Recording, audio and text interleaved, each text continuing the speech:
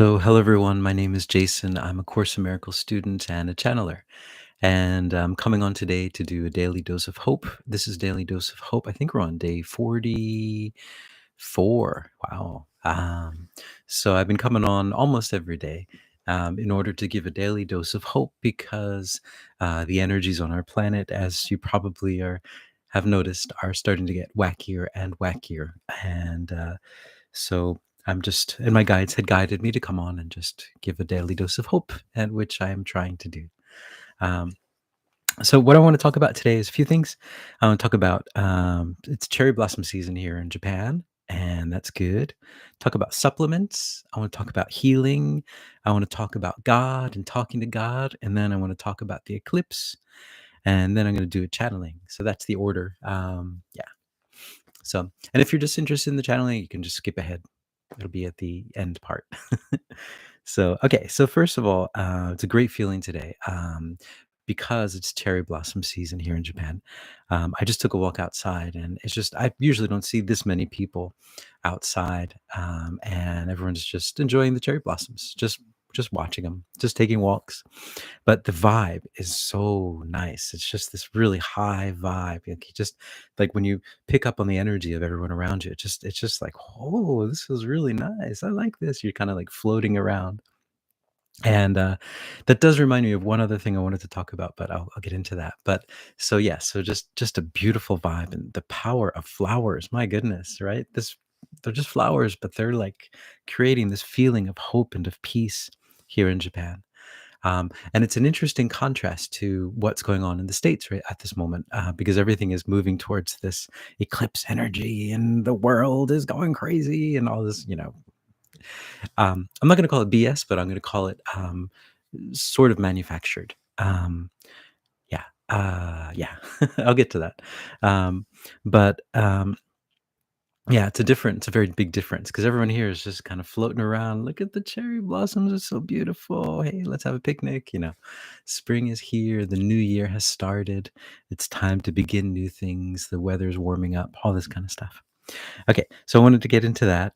I just talk about that a bit and also talk about something that I am very, very, oh, that was the second thing I wanted to talk about. I pick up another thing about these lives is sometimes they cut off a lot of what I'm saying.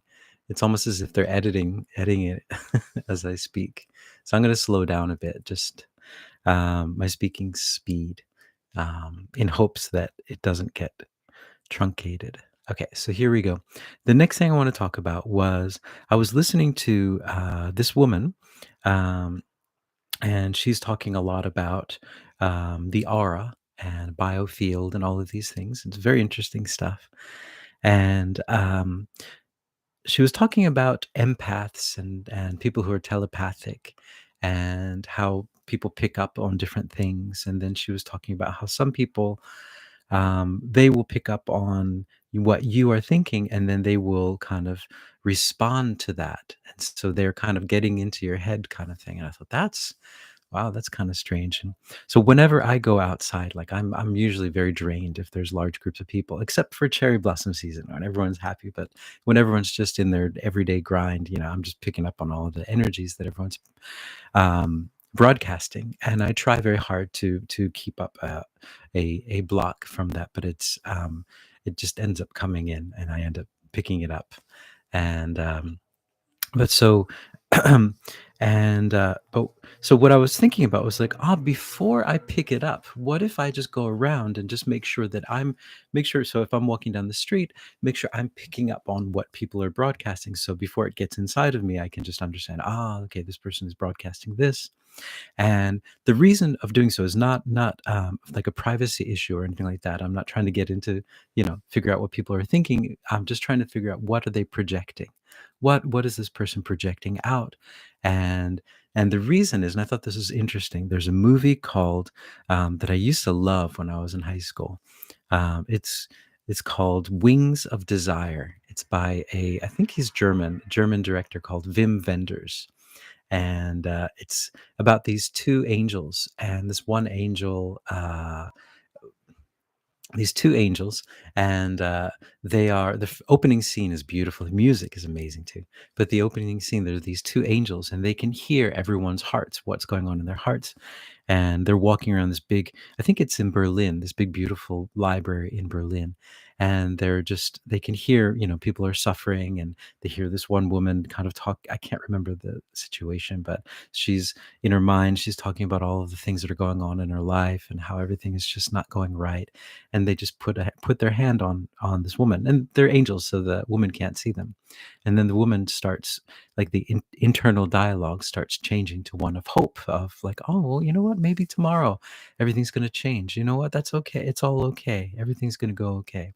And that scene was just, I don't know, for some reason, at like, how old was I? 15 or 16. Just, it stuck with me.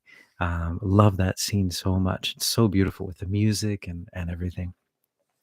Um, but so yeah, and what happens in the movie, if you're gonna go watch it, it's not really a spoiler. It's not really about the it's not really about, what is it called? The plot isn't the main focus. It's just the beauty of the scenes and the beauty of the whole imagery and the music. But one of the angels falls in love with a human, and he loses his wings and he comes down. And so that's the story. Um, but yeah, it's a really beautiful story, and beautiful music too. Very edgy, kind of Berlin style of that era. I guess I think it was made in the 80s. So kind of, yeah, edgy stuff. But so yeah, so that story. So I was thinking about that as I was walking down. So what I can do is, before the energy hits me. So if I'm just kind of like, doing something, reading a book, or just in my smartphone or whatever, and then I'm just like, wow, what's this energy? Where did it come from? Instead of that, just kind of picking up on everything that people are projecting, and just like them, just kind of like giving hope. Giving a blessing at people. I bless you. I bless you. I give you love. Give you energy, give you hope. So I think that's one thing I was thinking about. And if you are a person that experiences this, I can't really say I suggest it, but it might be a method to help you. Okay, and then the next thing I wanted to talk about was supplements. So these past 3 years of everything's gone crazy, and I've pretty much bought every single supplement that was like broadcasted and advertised all over the media and the alternative media and everywhere. I just bought everything. I tried everything, and I'm still on this kick of like, vitamin C, ascorbic acid, mixing it with baking soda and then drinking that in the morning, or whenever I feel ill, I just take really high doses of vitamin C, and all kinds of stuff like that. But recently, the Course in Miracles talks about healing, and how healing, these things can't heal you. Vitamin C can't heal you. Magnesium is not going to heal you. Ivermectin is not going to heal. Whatever. All of these things are not going to heal you. um, you are going to heal you. And so all of these medicines are just illusions. They're just illusions. So we're in a dream, and we're thinking that this, in the dream, it will heal you in the dream, but you're still asleep, and so you're still sick, and that sickness will come back. And so I understand that. I understand that concept, but in my life, I'm just like, oh, vitamin C, oh, okay, zinc, we'll take all this, the magnesium, more magnesium, all these different things. And I find, though, whenever I do get really sick, what happens is I can't eat and I can't do anything. I get a big fever, and it stops me. It starves me. It makes me fast. It makes so I don't take any medicine. I don't take anything, and then I get better. So I think there's a big hint in that. But what's been happening recently is I'll go to get the vitamin C. It's like, oh, it's the morning. Okay, I'm gonna go get the vitamin C, and then my guys are like, maybe it's not a good idea. And whereas before they didn't really say that, they didn't really comment on that, and so I was asked why, and I realized what it is. I'm ready for it. Like, my heart is ready to accept it now. Like, I understood the logic of it, that we are separate beings, and that separation is what causes the sickness. And once we remember that we're one and that we're not a body, then the sickness is healed, because we are creating the body. We are creating with our minds, we're creating the sickness. Um, but you have to be at a certain you can't be in a place of fear. And not to say that I was in a place of fear, but if you're in a place of fear, then it won't work because you'll be misguided and you'll be associated with the body, because fear is just this body area. Like, it doesn't really exist. It's not real. And so, yeah, so that idea, and so I guess I'm kind of finally understanding it, and maybe accepting the idea that is what healing is. Healing is accepting that we're one, and that is the atonement, the at one-ment of realizing that you're one with God. That there's no religion, there's nothing that you need in between that. You don't need anything. You don't need anything. I don't need my Tibetan bells or whatever. I like them because it kind of helps me to get me in the mood, but you don't need anything because you're already connected. You've never been disconnected. So yeah, you are one with God no matter what. Um, and you don't need religion, you don't need meditation, you don't need anything. I mean, it's just who you are. These things are just tools to help you to remember who you are, but you are already there. So that's what I wanted to say. And you don't need medicine either. You don't need, but that being said, so I'm not a medical doctor and I cannot give medical advice, right? So, but that being said, so I'm speaking for myself in this sense that the true meaning of healing, the true concept of healing, and I really felt it today, like that this vibe that is in Japan at this moment, this cherry blossom vibe, is just so beautiful and it's so healing because it just reminds us all, yeah, it's all about love and we're one, we're all connected. So with that, I just wanted to read some of the parts of the Course in Miracle that miracles that talk about this healing, because yeah, rather than me explaining it, it's better to just read a little part and then you get the idea. Um, so here, just going to read a little bit from chapter 2, the separation and the atonement, chapter 4, healing as a release from fear. So they say here, number 1, our emphasis is now on healing. The miracle is the means, the atonement is the principle, and healing is the result. So that's, yeah. Um, atonement is, so yeah, healing is the result. So if we become one, then we are healed. And the body cannot create, and the belief that it can, a fundamental error, produces all physical symptoms. Physical illness represents a belief in magic. The whole distortion that made magic rests on the belief that there is a creative ability in matter which the mind cannot control. So yeah, this belief that we are this body, and that it can get sick, that is just a belief. And so we associate it with our body and we think, oh, this body can create, but it can't. Our mind is doing everything. Everything's happening in our mind. And that's the idea. It's all in our mind. And what we are seeing is just in our mind. It's just a projection. And so what we have to do is we use, so the Holy Spirit, for example, or the mediator, or whoever you want to call it, God, helps you to see what you see with the eyes of Christ, with the eyes of Buddha, with the eyes of source mind, which means that you get to see things as forgiveness. You forgive everything, and you let it be what it is, because it isn't anything. So you're just kind of letting go of it. Just and that's why judgment is such a big thing, because when you judge, you become more and more a part of this world, and you kind of like sink your teeth into the world, sink your claws into the world, and you're holding on to it. But it's like it's not real, it's not there. So you just let it go.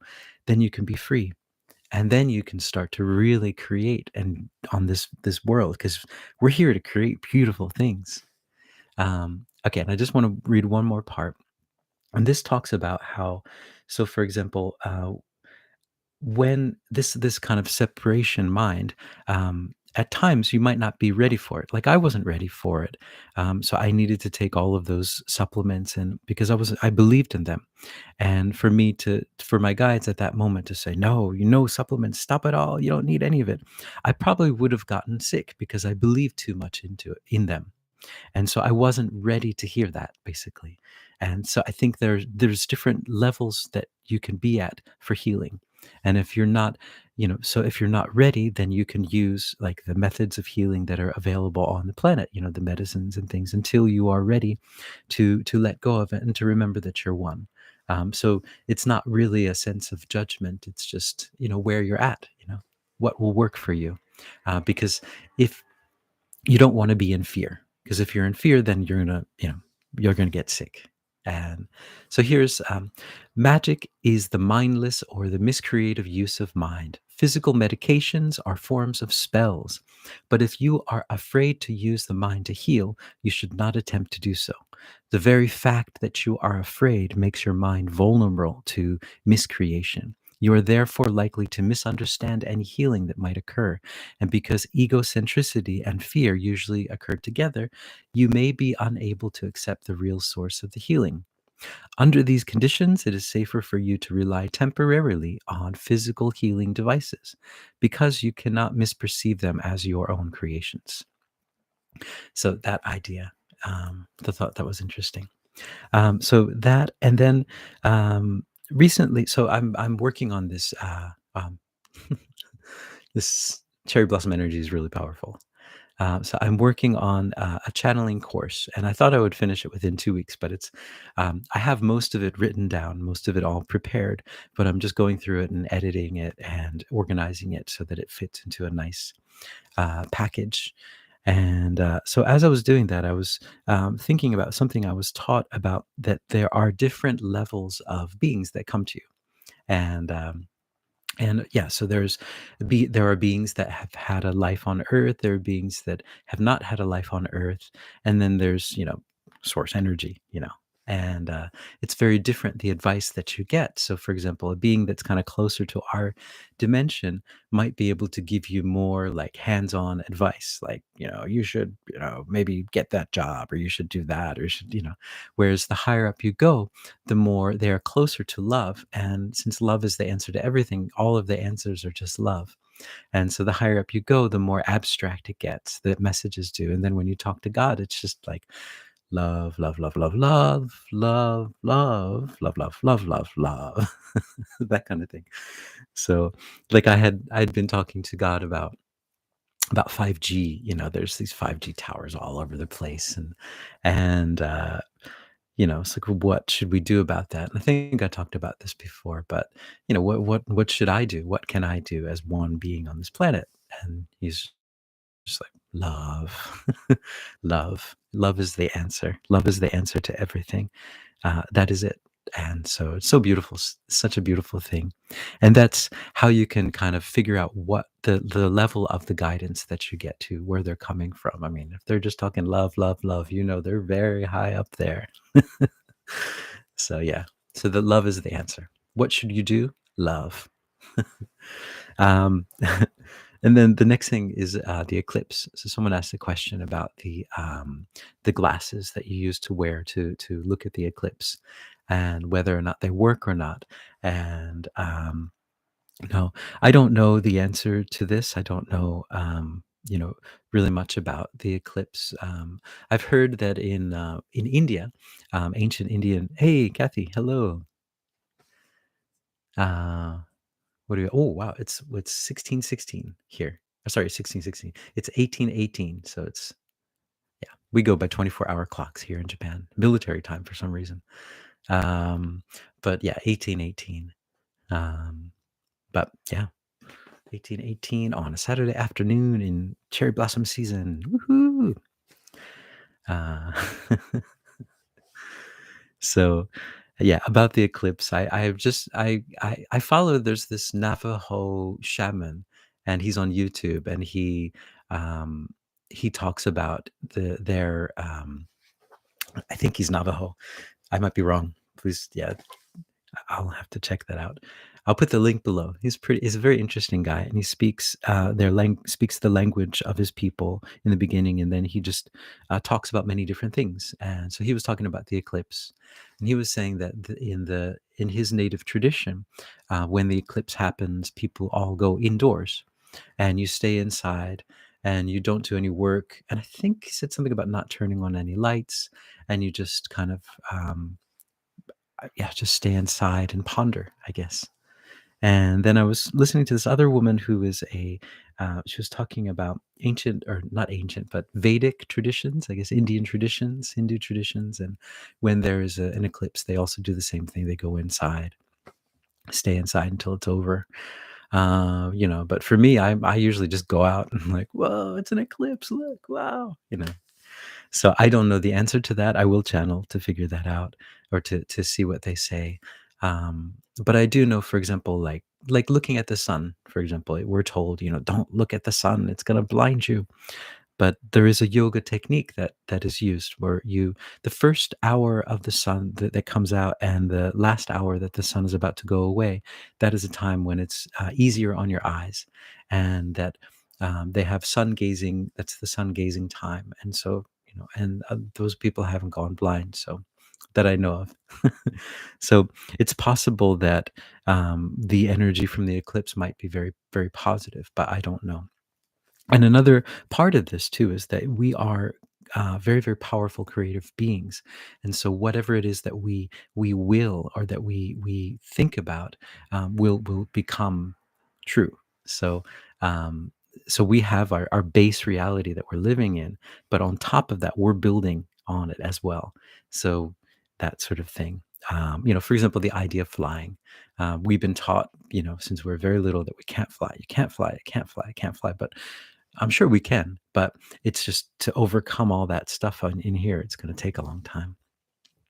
So, but what I would say too, I said something about the eclipse before, is that if all of the mass media is focusing on one thing, when they usually don't, like the last eclipse I experienced in America, I think it was a full eclipse in 2016 or something. I was back home and I was just walking down. I was in New York. I was walking down like Fifth Avenue or something, just taking a walk. And I was just walking, and everyone just stopped, and everyone's just looking up. And there was no state of emergency. They're not calling in the National Guard. No one was saying it was the end of the world. It was just, an eclipse. Hey, cool. All right. Oh, it's over. Okay. Um,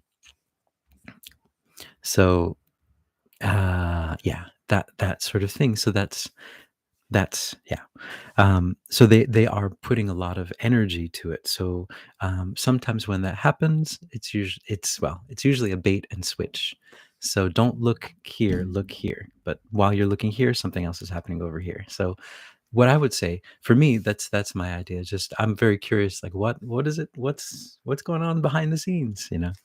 Um, Usually, like in shrines, they always say in Japan, they have shrines, right, all over the place. The most shrines of any country in the whole world per capita, and was it 80,000 or so shrines? Every 2 blocks, you'll find a shrine. But usually, the shrine, they'll have the main shrine, and then they'll have smaller shrines. And what I've found is that the energy is not in the main shrine, and it's usually in one of the smaller shrines, but it's not actually the shrine itself. It's actually behind the shrine. There's just like a little bush behind there, and that's where the energy is coming from. And so that's one thing to think about too, that everyone's focused on this, but it might be over there. So that sort of thing. And you are very powerful beings. We all are very powerful. And if we all focus on one thing with that's the word, intention, not will, but intention. Focus on one thing with our intention, we create it. And so that's one thing to be aware of, And I guess we create whatever we're free to create. So, but it's important to be aware of what we're creating and why we're creating, right? Okay, so Kathy, you said, have you channeled already about the importance of eclipses? Uh, or is it just our mind? Okay. Yeah, so that's what I'm going to do. I'm going to go into talk about the eclipse, which is funny because here there's no talk about the eclipse. It's like just, yeah, hey, the cherry blossoms. Yay. I'm in a different world here. Um, and that's something about when you travel around. Like I didn't really travel very much until I came here, and it's a small country, and all the other countries are very close by. So you just end up traveling around to different places, and every country has the frequency. Every country has a very different frequency to it, and you get to experience that frequency, that way of living. After a day or two in that country, you'll start to really like understand how they see the world and how it's very different. And so that's something to take into consideration as well, that all over the world at this moment, there are different frequencies, different things going on. Yeah. All right. So I just want to talk about that. And let's go into the cherry blossom eclipses in Japan. Cherry blossom eclipses in Japan. Ah, yeah, that would be the headline, right? Breaking news: cherry blossom eclipse. Eclipses in Japan. So here we go. I guess I'll just ask the guides about this. Yes, it's very funny. All right. So let me just ask them about the eclipse. And anything else they wanted to share about those glasses. Is it okay to stare at it? What does it mean? And what's the importance of it? Okay, here we go.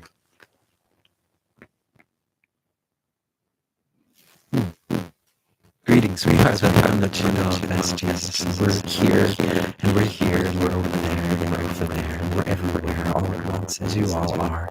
And that is one of your superpowers, that you are always everywhere, all over the place. You already know everything, because you are everything. And this is something that we would like for all of you to understand, that you are always everywhere. You are always everything. You are always everything, all of the time. That is what you are. And so all of the knowledge is yours. You just need ask. You just need ask, and the knowledge will be given to you. Many people, when they ask, forget to listen. That is a very, very common thing, you might say, on this planet at this time.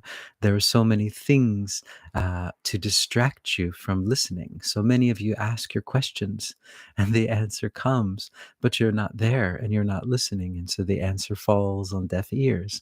But always understand that when you ask, the answer is there. It always is there in some way or another, in a way that you can understand, in the way that is easiest for you to understand, in a way that will not cause fear for you. And this is a big part of your messages. If you are ready more and more, then the messages will become clearer and clearer, because the guides will see that you are ready to hear more, and that your capacity to understand and to feel is larger. And that is one of the processes that is going on the planet at this moment, this process of widening your capacity for love, your capacity for the absence of fear, your capacity to see everywhere all at once, because that is one of your abilities that you do have at this moment. You can see anywhere and anything and know everything and anything, because you are all connected. All of your thoughts are all shared. Everything that you think is shared. Everything that you see is shared. It is all shared. This is so much grander and so much larger than your social media concepts. Your social media concepts are but a shadow of what your capacity for socialness is. All thoughts that you think are already shared, and everyone knows them already. And you already know exactly what is going to happen. And that is something that you all know, and that you're all connected with. And that is something we would suggest too in these times, as things are starting to get very confusing. And as this being says, wacky, wacky, wacky. We love that word, wacky. Things are getting wacky. And what a beautiful time for wacky things to happen, because the wacky things will start to wake you up to the miracle. They are, in a sense, miracles, showing you that there is so much more possible on this planet.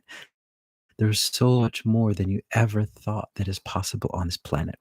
And so what we would talk about is these eclipses. Yes, these are what you might call, yes, a miracle. It is a miracle that it is being focused on so much. And the reason that it is being focused on is twofold.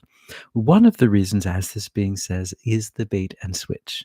Yes, that is, you might say, the ulterior motive. But there is a motive that happens behind the ulterior motive. You see, the dark is always in service to the light, even though it does not understand this. And because all of this emphasis is being placed on this eclipse, what has happened is all of your love and all of your energy is being broadcast to this eclipse. And what happens then is that you shift and change the ulterior motive into a motive of love and of peace. everything that is being done, everything that is being placed in your path to stop you or slow you down is only making you stronger, is only speeding up the process of ascension. And so, in this sense, if you could see it from our perspective, it is a bit comical, but we would not say in a comedian sort of sense. It's not something that you laugh at, but it is a bit comical because everything every attempt that is made to hinder, to create an obstacle to your ascension, is only making the ascension go faster and faster and faster and speed up more and more and more. And this is what we would say to all of you, is that this is a wonderful time. This eclipse time is a wonderful time for you to look inside and shine the light. So when it gets dark outside, you remember that you are the light. It is a chance for you to shine. It is a chance for you to shine your light. And so that is what we would say one of the meanings of the eclipse is: it is a chance for you to shine your light, to give your light. You find in your times that usually you find the light comes from the sun. Your daylight comes from the sun, and then the nighttime the sun is gone, and then then the day comes and the sun returns. And but you are the light, and so you can bring the light for that time. And so that is what we would suggest for all of you, to understand that this will only make you stronger, and this will only speed up this ascension process. There is nothing that can stop this now. This is unstoppable, unstoppable. So everything that is being placed is making you stronger and stronger and stronger, and making this ascension move faster and faster and faster until it just happens. And so, what we would say is to not put too much emphasis on this day, because, as you know, every day is a very, very important day for you, for your growth. And this is just a chance for you to focus on one thing, as a whole society, to focus on this love and to give this love. And that is what we would say about the eclipse.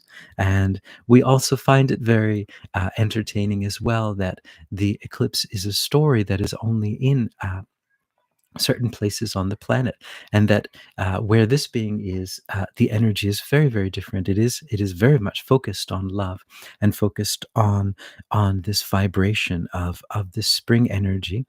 And there is always, yes, there are always those who are waiting to try to hinder this energy and to try to place an obstacle. But what they need to understand, but they don't have to understand, because they do somewhere inside of them, deep, deep, deep down, is that they are only bringing the light. They are only making the light stronger. They are only giving more shadows for you to shine your light in. They are showing you where the shadows are, and so that you can shine your light into that shadow, and into that shadow, and into that shadow, and into that shadow. And as per the question about the glasses that you wear and whether or not they will help you to see, and what we would say to that is an answer that most of you would not like to hear, but it is about belief. If you believe they do, then they do. If you believe that looking at it, at this eclipse, will hurt your eyes, then it will, because you are in a place of belief at this moment. But there is nothing that can harm you. There is nothing on this planet that can attack you. There's nothing that can harm you, and that is the truth. But only you can attack yourself, and you will attack yourself by your beliefs. So if you are in a state of fear about looking at this, then we would suggest, yes, use the glasses, use everything, use anything, or don't look at it if you are in a state of fear of it. But if you are not in a state of fear, then you are free to do what you wish, because there's nothing that can harm you, nothing that can truly harm you. And that is the case for all of you. But we would say, yes, be careful, is what we would say, about where you are. So use this as a chance to find out how fearful you are about things, how fearful you are about the idea of the eclipse. Does it make you afraid? Why does it make you afraid? Why should an absence of light for a short period of time make you afraid? and try to understand and look deep into that. And that is what we would say to you. But we would not suggest, if you have any sense of fear or any sense of worry about it, that it is very important that you use the glasses or look away. That is what we would say to you. But if you are not in fear, then you are free to make a free decision, a decision of love. And whichever decision you make is beautiful. It is your decision. It is your true decision. You have complete and utter free will to do as you wish on this planet. And understand that we are here just as giving advice, just as a guide, just to give advice. And we cannot tell you what to do. If anyone does tell you what to do, you can understand that they are not of a high frequency. They are of a lower frequency than this third dimension. And that is what we would say to you. And that is very important to understand that discernment as well. We are that one that you know of Jesus, and we're very happy to be able to share this experience with all of you. Hmm. All right. Yeah. So, eclipses, a time to shine our light. Yeah. And yeah. So, I guess that's all I got for today. I hope you guys are enjoying. I hope you guys enjoy those of you that are in the eclipse place. I hope you enjoy the eclipse in the way that you mentioned. This. I have spring frequency in Japan. That's what Kathy says. Yeah, spring frequency. It is. It is. Um, but I have a membership site, and we get together twice a month with live Q&A channelings, and then we also have a sound bath, and then we also have a log now. I just realized, like, 14 hours of these um, live Q&A channelings, 14 hours worth, plus all of the channeling that I've ever done is on there, and plus we got about, so far there's 6 sound meditations. So anyway, if you're interested, it's there. It'll be in the link below, and then I'll put the link to that. I think it's Navajo, but it was, forgive me if I'm mistaken. The Navajo Shaman.